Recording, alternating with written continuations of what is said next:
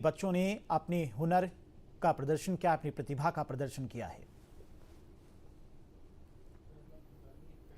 मां भगवती के 9 रूपों की आराधना का पर्व नवरात्रि के दूसरे दिन हरिद्वार में मां चंडी देवी के दरबार में भक्तों का तांता लगा रहा।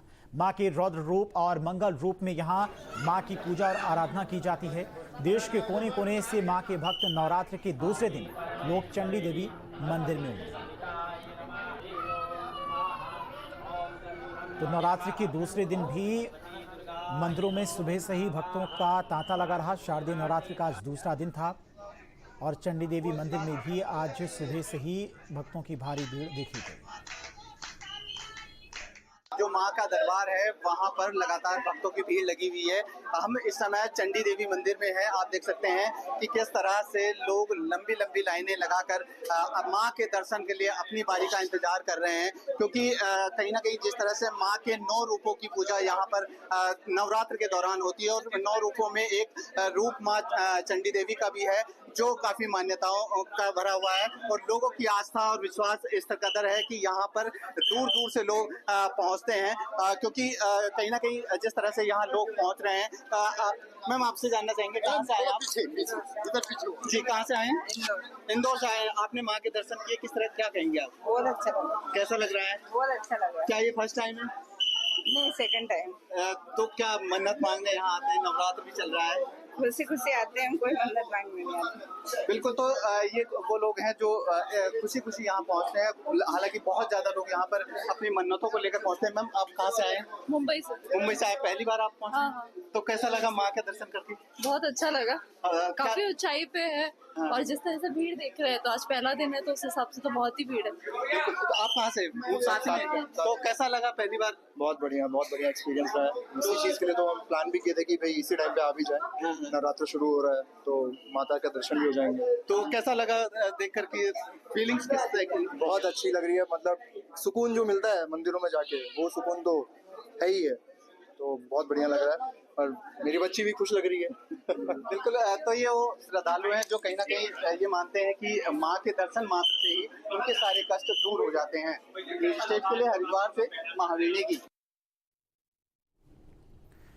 टिहरी में मौजूद चंद्र बदनी सिद्धिपीठ मंदिर माता का चमत्कारी धाम है। मान्यता है कि माता सती का कटा भाग यहीं स्थित चंद्रकूट पर्वत पर गिरने से यहां पर सिद्धिपीठ की स्थापना हुई और इसीलिए यहां का नाम चंद्र बदनी पड़ा। यहां माता की मूर्ति के दर्शन करने के लिए दूर दूर से लोग पहुंचते हैं। पुजारी भी आंखों पर पट्टी बांधकर मां चंद्रबदनी को स्नान कराते हैं और आदि जगत गुरु शंकराचार्य ने यहां पर शक्तिपीठ की स्थापना की। मंदिर में देवी मां का श्री यंत्र भी है और इससे सिद्धिपीठ में आने वाले श्रद्धालुओं को मां कभी खाली हाथ नहीं जाने देती है। हमने भी यात्रा शुरू कर दी अपनी। हम लोग अभी मुंबई से आए हैं, इसलिए हम मुंबई में भी रहते हैं और भी काम करते हैं। हम लोग 2 धाम यात्रा के लिए आए थे, बद्रीनाथ, केदारनाथ, तुंगनाथ भी। अभी हम जस्ट होके आए हैं। आज ही हम लोग वहाँ से वापसी होकर ऋषिकेश की ओर जा रहे थे, बट आज ही नवरात्रि के अवसर पर शायद माता का बुलावा था।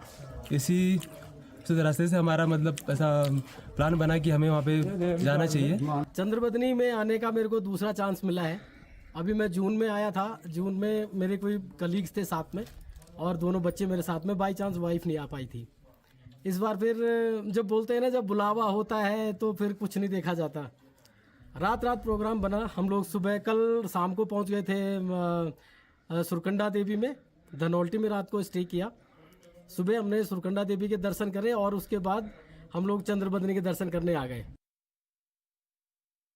यहाँ के पुजारी हैं परंपरागत और उनसे हम खास बात करेंगे कि क्या यहाँ पर मान्यता है। जो यहाँ पर हजारों की तादाद में यहाँ पर जो श्रद्धालु आते हैं और आजकल नवरात्र चल रहे हैं तो उन खास बातचीत करेंगे। परंपरा ये है, मान्यता परंपरा जो है, हम दक्षिण भारत से आए हुए लोग हैं। प्राचीन काल से बद्रीनाथ हमारा था, केदारनाथ हमारा था। वहाँ ये जो बद्रीनाथ की मर्यादा है वो चंद्रबदनी की मर्यादा है, इसलिए हम राजस्थान दक्षिण भारत से आए हुए लोग हैं। तो उस समय हम राजस्थान उन्होंने हमें यहाँ ही रखा। अरे सब चीज़ हमारे थे तो भाइयों की हिस्से की बात है।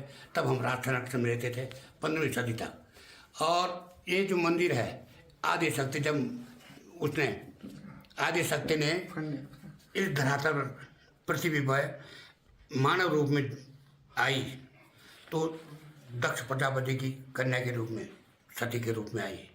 वो सती जब पैदा हुई तो 5 साल की थी वो, और उसने कहा कि मैं तपस्या करने के लिए जाती हूँ, मैं तपस्या करने के लिए जाता हूँ।